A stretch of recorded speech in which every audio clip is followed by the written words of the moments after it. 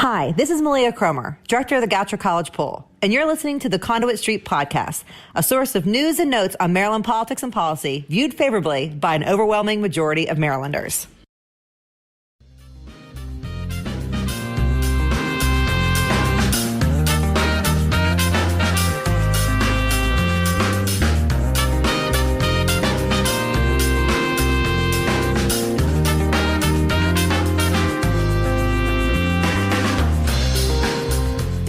Hello and welcome to the Conduit Street Podcast. Kevin Kinnally here with Michael Sanderson. Michael, the zebras are still on the loose. I assume that you don't have any in your basement. I assume that's still the case. I hope you're doing well. How is everything going on your end? Everything's fine here, Kevin, and I will contribute nothing at all to the record on the official whereabouts of the zebras or any information I may or may not have about them. I think that's probably the right thing to do. We don't want anyone showing up, especially our special guest today, Michael, and he might be a guy that would show up. And today we're going to talk all about emergency management and some new developments here in Maryland that I think are really good for the state. And just to sort of set this up, we know that emergency management is a year-round process. This is a big deal for county governments. It's a constant loop of preparation, training, testing, and revision that strengthens the community preparedness and resilience. And we also know that a strong partnership among federal, state, and local governments is vital to emergency preparedness and response. And with that, we're very happy to have with us today the new acting secretary of the brand new Maryland Department of Emergency Management, Russell Strickland. And I say new acting secretary because Russ has been at the helm of MEMA, the Maryland Emergency Management Agency, since 2015. And MEMA is now MDEM, which is a forward-facing cabinet-level position. Director Strickland, welcome. Thank you so much for being with us today. Well, thank you for the opportunity, and thank you for the support through all of this. And it's an exciting time. It's an opportunity to really raise emergency management and preparedness and building resilience to the next level. So I'm looking forward to it. Well, we're really happy to have you to join us, and also having someone in your station in a coordinating role. That's always been the function of the agency, but to have it elevated to the cabinet level, I think underscores the importance of preparedness and coordination for these kind of circumstances. So our listeners for this podcast are folks who are interested in Maryland policy and politics and so forth. And we don't mind getting a little bit in the weeds about good government and best practices and that kind of stuff. We love that you come from local government and have that perspective and have a lot of experience working with our locals, but lay the table a little bit for our listeners on what the Department of Emergency Management has as its mission and where you see stepping in to aid and assist and coordinate with all of our county folks. Well, that's a really good question. And I think, from a very global perspective, the emergency management discipline is truly focused on building that entire culture of preparedness, behavioral change across the board. And I realize that's a really, really big area. But I think more than anything, we focus on reality, and that is boom, what's going to happen next, what's going to come through the door. And through the years, what comes through the door has just changed and evolved so much that we're involved with things that, in the past, one, we may have never heard of, and two, we probably would not have been involved with it. So using our model, we try to work with our local jurisdictions, who are really our primary customer, before the boom, in preparedness efforts, really looking at prevention, protection, and mitigation, and then working with them during the disaster, that's the boom time, and response into recovery, and saying that very quickly together, focused on the whole concept of similar to CPR, the sooner you begin recovery efforts, the better results you'll have. So we start to do the recovery immediately with a response. So we're with the local jurisdiction during the disaster, the boom, and then we're with them after the disaster into the recovery effort. And it's that mentality, that we're really here to work with the local jurisdictions, those that you all represent. And we do that, really with coordinating our state agencies so that they can assist and provide the necessary resources and assets the locals might need. That partnership is essential. And, nobody really thinks about, the average resident doesn't really think about what's going on behind the scenes until, as you say, the boom, right? And we had a tornado here in Annapolis recently. Everybody showed up. They were on the ground right away. You had state, local, you had federal resources, I believe, as well. And that all happened and came together very, very quickly, Russ. And I think that's what you're talking about, is you're always ready to go. And this elevation to the cabinet, I think just really puts you in the right spectrum, right? For people to say, wow, this is important stuff and we should be paying attention. And absolutely, emergency management should have a seat at the table when we're talking about cabinet level positions. And so it's a really big deal. I remember a few years ago, you telling me that this is a growing trend in emergency management, that more and more states are elevating their emergency management agencies to principal departments, and that we should do the same. So we have that now, but I want you to talk a little bit more about the history of emergency management in Maryland and why MDEM is going to strengthen and enhance that collaboration, communication, and coordination that you're talking about between state and county governments, and especially in these times of crisis. Oh, those are good points. And just from a statistical perspective, we have now joined the ranks. There's a total of 3, will be 4 in 2022 states that clearly have a Department of Emergency Management.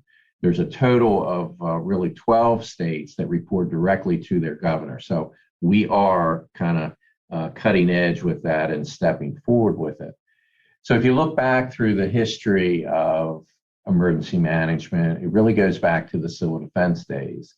And the civil defense days, grew out of literally World War II and into the Cold War era, where we were focused on the nuclear attack, and everyone was concerned about that. We had fallout shelters everywhere, and it was through an infusion of federal money and a lot of federal planning that every local jurisdiction ended up employing a civil defense director and generally one other person.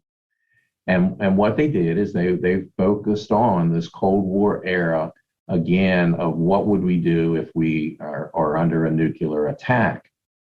And out of that, for Maryland, grew this whole push for preparedness. And one of the most interesting stories to me is, out of the history of all that, is, initially those civil defense directors, because of the federal money, were able to put push-to-talk radios in law enforcement vehicles, fire rescue vehicles, and ambulances at the time. And it's really the growth of today. We have a statewide 700 megahertz radio system. So it originated, the whole concept, back in the civil defense era, and we've grown.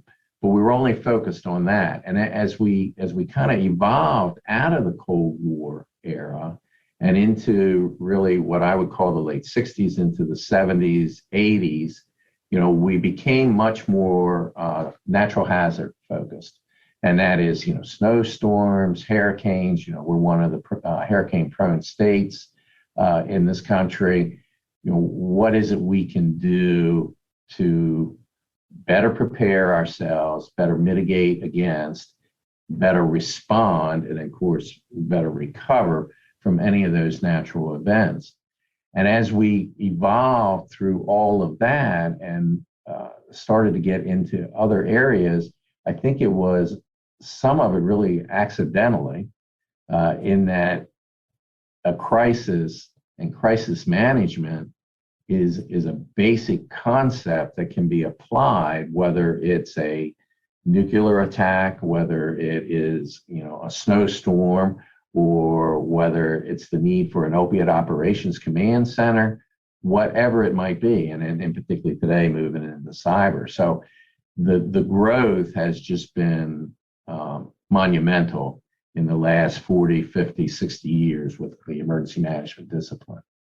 It certainly does underscore, I think a lot of our listeners, I remember having, civil defense drills in the schools and things like that. And so, there being federal leadership on preparedness for the worst imaginable emergency, it was kind of the maypole that this all built around. But like you said, this has really expanded that concept of leadership and coordination at the high level and some implementation at the state level and then at the local level, ends up being the network of preparedness and response that we all depend on and we all now see as an essential part of the public safety mission that we owe to our residents and citizens and so forth. So, but a huge evolution over the decades of what everybody expects from the public sector on this front. And sometimes we have a relationship with the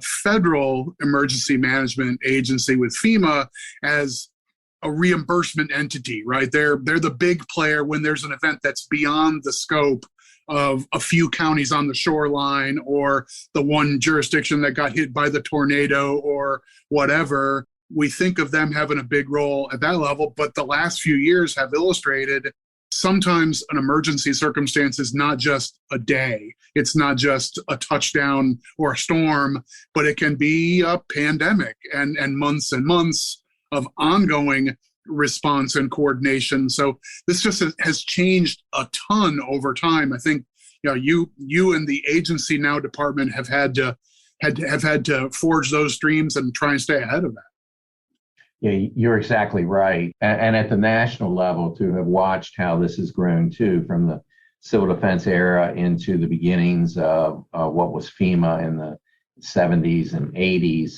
And now today, we have a national preparedness doctrine and we have a national preparedness goal and we have our mission areas that are very clear. And if anything, that has created a standard, a baseline across all of the emergency management discipline for us to work within. And I think people have adopted that very, very well. We have evolved very, very well. And then when it comes to the development of the discipline, the educational system has been inclusive with it, where you can take programs in high school that are focused on emergency preparedness, all the way through to a doctoral program today. And it's just expanded the whole discipline so much, so quickly, with incredible opportunities for folks to get involved. And Secretary, Michael mentioned the pandemic, and I think it's really important that we touch on that, because we're used to mutual aid. And that's one of the things that I admire most about you and your local counterparts. There are no borders in an emergency. Everybody shows up no matter what. And that works most of the time, right? Because we're able to reallocate resources where they're needed the most. But, with COVID, everyone needed all the resources at the same time. And the nation really was not prepared for that. So how does this pandemic change the way that you think about preparedness and resilience? And then from a national perspective, I'm sure you're in touch with your counterparts across the country. This has to be a conversation that's ongoing about what do we do the next time something like this happens? And hopefully it doesn't happen, but it's got to be front and center right now. It is. The pandemic has really since the last pandemic been one of the worst crises the nation has ever experienced. And it broke all the rules, all of the planning and training and exercising we had done, because we planned for bits and pieces of it, but never had taken a holistic approach.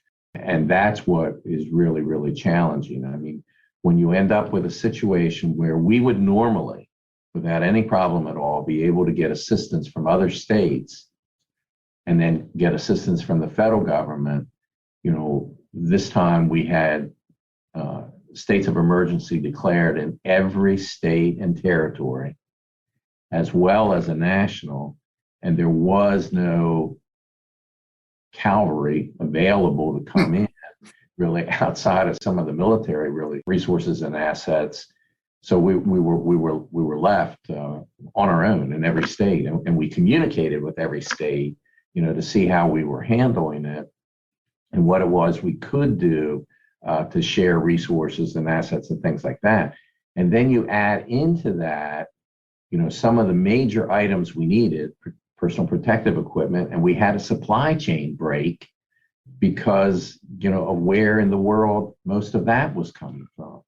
So I hate to use the word lack of planning, but we didn't put all of our thoughts and planning into a process where really we're an island to ourselves, and it's going to change our focus in the future. I mean, we're definitely looking at, how can we manage stockpiles so that when we do need them, and hopefully it's at least another 100 years, that when we go to that warehouse, everything isn't 100 years old, but we've set up a system so that stock was rotated and used on a routine basis, so that when we need it, it is in fact there and it's in good shape. So this has disrupted, if anything, our planning processes in a good way, because now we have other items we need to consider with this, and this is not unusual.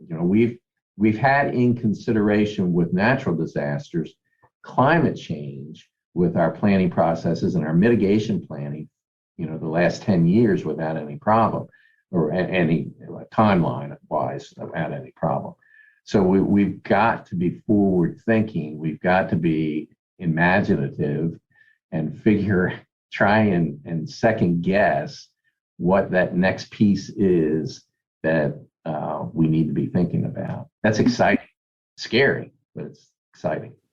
Mr. Secretary, as you speak about sort of, hopefully we're on the way out of this pandemic setting and hopefully things will continue to turn for the better. We all certainly hope that, but it's become a bit of a political cliche. You don't want to let a crisis go to waste.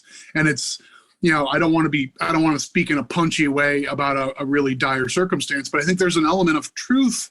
That's why things become cliche, is because there's an element of truth to them. So the notion of we should learn from what we weren't fully prepared for this go round and have the structure in place so we can be better prepared in the event something like this, either like this or analogous, happens again, that we've got the supply chain for equipment that we need, or we have the people ready to respond and that sort of thing. So having a stable leadership place like you and the department seems to be the forward-thinking way for states to assemble this, that you don't want to reinvent the wheel every time you need to get on the bike. No, I couldn't agree more with you. I mean, you're 100% correct. And I think that is part of what's taking emergency management into what I would call its next evolution. And that's really the whole concept of continually focusing on building resilience.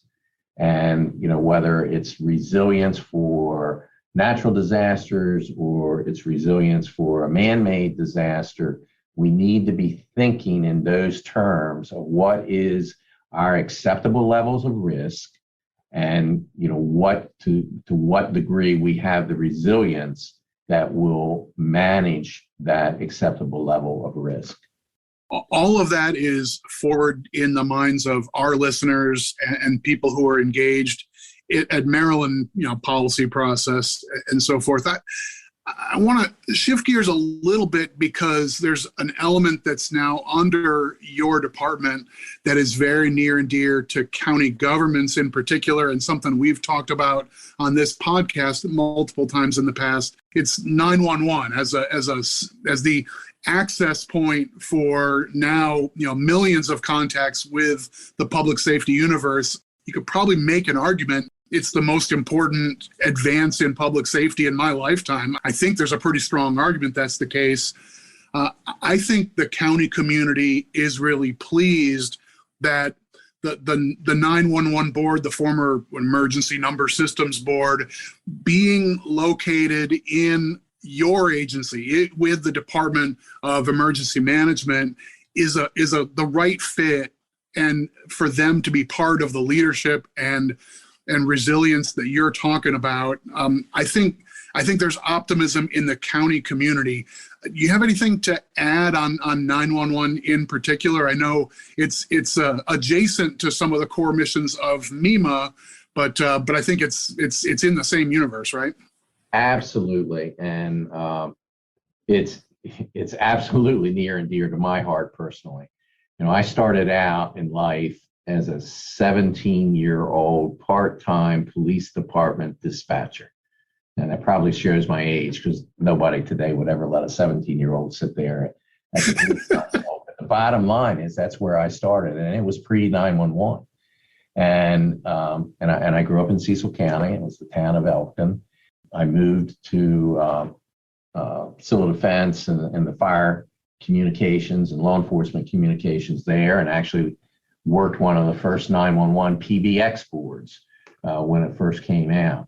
So I understand and absolutely could not agree with what you're saying is that the first responders, the people who are in need, talked to first are the 911 dispatchers. And to roll them into emergency management and into the world of preparedness and building resilience is absolutely paramount. There's no excuse for us not to have a 100% functioning, 100% of the time goal of all of our 911 centers. And that's on what I would call a bright sunny day, when they're handling all of the quote unquote routine emergencies they handle. Because when we have that dark sky day or some type of a local elevated crisis, they are the first place. I mean, they have got to be 100% of the time. So to bring them in with us and us to be able to have the opportunity to build the kind of resilience they need, particularly through planning, training, and exercise, I think it's just very, very logical in my world. But obviously, I'm biased. That's because that's the world I came from and started in. So I just think it makes the most sense. Well, I mean, I agree with you, and you're biased, I'm biased, but I think that your history proves that if you think it's the right thing to do, I'd put my money on that. And it is near and dear to my heart too. And Mr. Secretary, you're housing this 911 board at a very, very important time as we transition to next gen 911. And a lot of things that you're talking about in terms of resilience and being up 100% of the time is so, so important, but also the ability to text to 911, which we can now do in Maryland, the ability to send media so that first responders know what they may be walking into, right? If there is that local disaster, like you're saying, you can transfer those calls automatically to another jurisdiction to help you deal with what you're dealing with because you're overwhelmed. And I think most importantly, if you're on a cell phone, we're going to know where you are now. It's not going to be the nearest tower that your cell phone pings off of. We'll have a direct location for somebody who is in need of help, and maybe they can't tell you where they are. That's so, so important. We know people have died because of that, and we're going to make sure that doesn't happen anymore. So you're taking over this function. It's being housed under MDEM at a very, very important time. And I know that the 911 community is very excited to be with MDEM hand in hand, working toward this transition, making sure that it's equitable, that all boats rise across the state. I can't think of anywhere better to make sure that goes off without a hitch. No, I agree 100% with you. I mean, I really do believe it's very logical. They will be basically an autonomous group within our department, particularly because of their funding stream and the management of their funds. But we will pull them into the fold of planning, training, and exercise. And what the work of the Next Gen 911 Commission has done, particularly under Senator Kagan's leadership, has just been absolutely phenomenal and has moved Maryland, those next steps in all of this next gen arena. And the most exciting part about all of this to me is what we don't know for the future. We have absolutely, to some degree, no idea of what the next medium is, the next way we can communicate and to keep our 911 centers and our statewide system on the cutting edge of every capability there might be is important. And that's how we build that type of resilience. So it's exciting. I'm really looking forward to working more with them and very, very closely with them.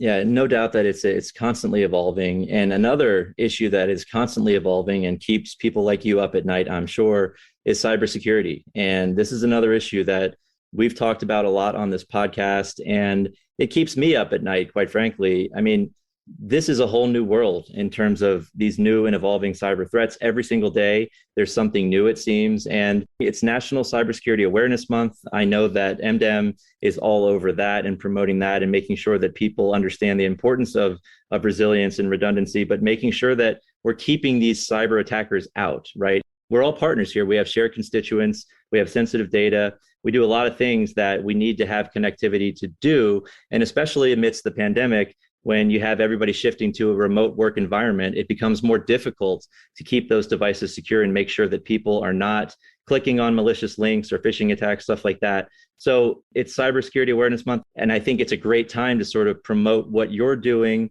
and what we can do collectively to make sure that we stay on the right side of this and that we're not victims of these attacks that we've seen, big headline stories shut folks down. What are your thoughts about that? How do you sleep at night? I generally sleep for 6 hours without any problem, believe it or not. But it does keep me up at night, or I do awake to thinking about it, is that, for many years in the emergency management community, and still today, if someone says, what's your number one hazard in the state of Maryland? And it comes back to, the data shows flooding. And yes, that is correct. But right there alongside of it, and because we don't necessarily have the best way to assess it and align it, somehow with the data to flooding, is cyber. Because we're having more of those types of quote unquote crisis than we are the natural hazard crisis. And they are creating damage, again, not like flooding or snow might, but they do create disruption. And so it's a crisis, and it's no different to us than any other crisis we have.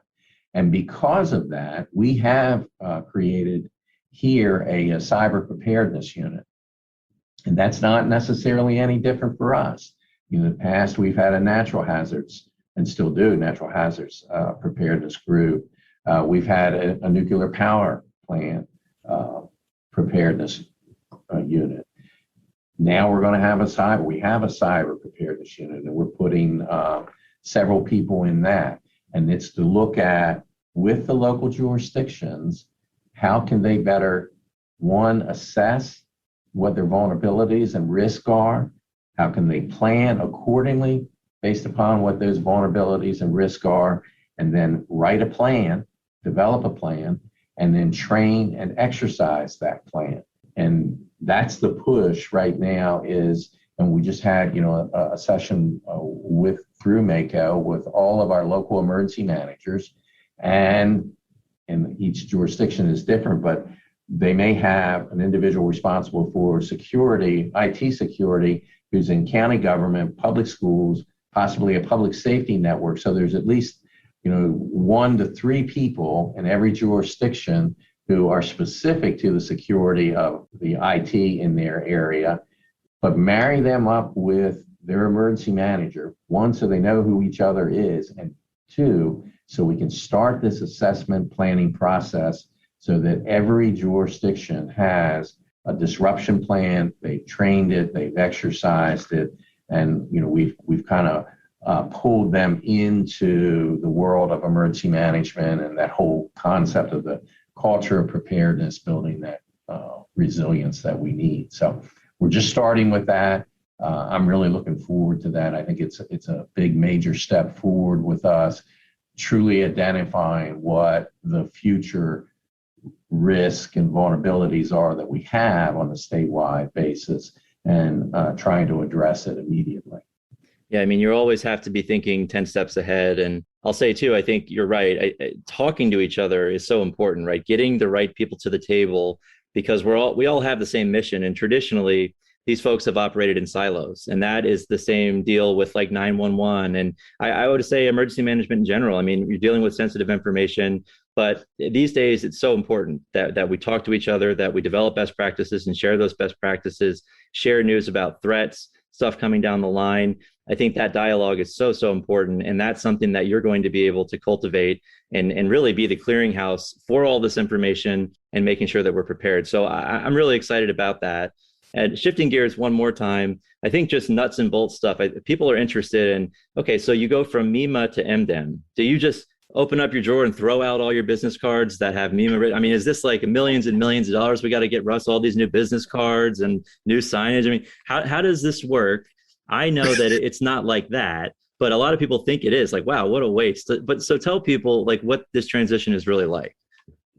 That's an excellent point, excellent question. You know, for the general public, what we were on September 30th is the same as what we are today. We are a group of people, mission-driven, who care, who are going to work with our local jurisdictions before, during, and after a disaster, period. What it means to transition from a department where we're an agency to our own department in today's electronic world is, you know, our letterhead changes, our business cards will change, but we don't print our letterhead anymore. It's on a template on the computer. So that's been changed, and you know, we'll do our letters and formal communications on that piece of paper, but it didn't cost us anything to do that. It'll cost us to do business cards, but we'll replace business cards as we run out of the old ones too. The telephone numbers aren't changing or anything like that. Now, administratively, coming out of the military department into our own department, there were several positions that we needed to basically pick up the gap of where the military department was providing us with services. We're in the process of that now.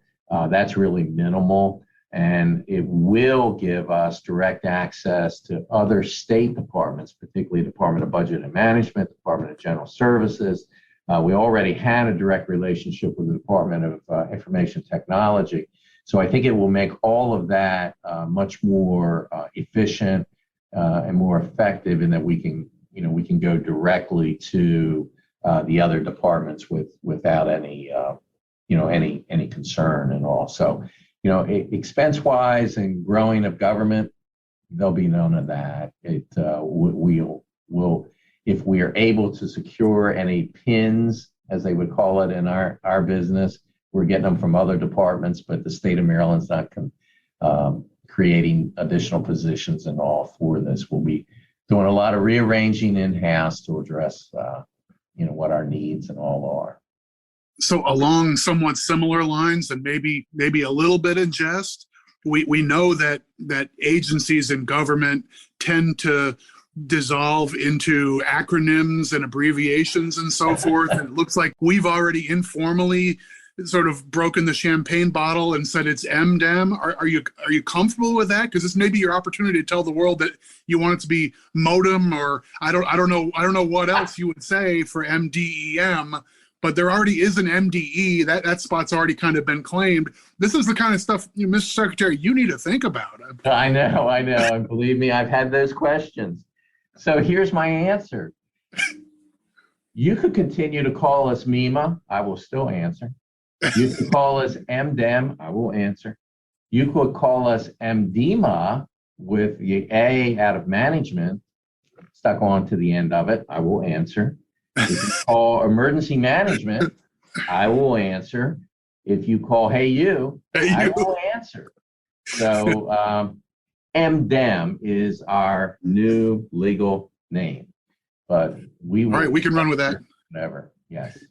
Well, it's the nature of the kind of service that you and the department need to function, that you respond however the call comes in. So your answer is right on point, even if the question was kind of in jest. But that's okay. We'll run with MDEM. That's fine. And one more thing, probably, I don't know how we haven't gotten to this yet. We mentioned it briefly up front, but where are you on this zebra mitigation work group? I mean, I I know you're talking with other states. We got zebras running around Prince George's County. Are we talking about mutual aid? Maybe call Michael Sanderson up. I think he's like an expert now. But what are we doing with the zebras? Where is MDEM on the zebra issue in Prince George's County?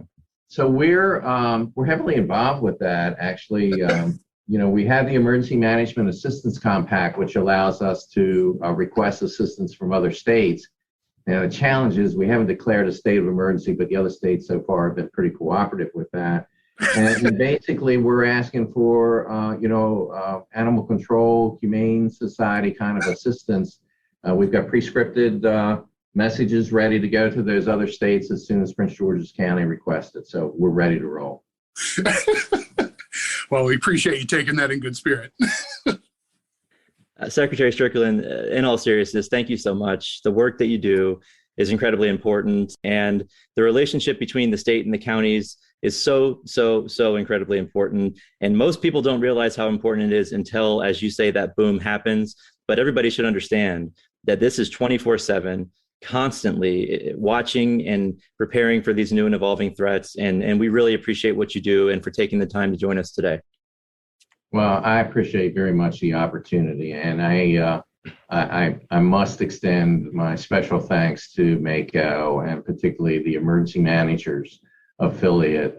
That is a real central point for them to come together and particularly work on these common issues that we might have so that we can move forward together and make Maryland a much more resilient state. So it's a teamwork, it's a partnership, and I'm very, very, very happy to be a part of all that. And the assistance that you all provide and support you provide to us is phenomenal. So thank you. All right. Thank you again. We will leave it there for today. As always, if you enjoy the podcast, please go ahead and subscribe. That way, all of these episodes will be sent directly to the device of your choice. You can also follow along on social media, Facebook, Twitter, and then, of course, the Conduit Street blog. But for Michael Sanderson and for Secretary Russell Strickland, this is Kevin Kinnally signing off, and we will talk to you soon.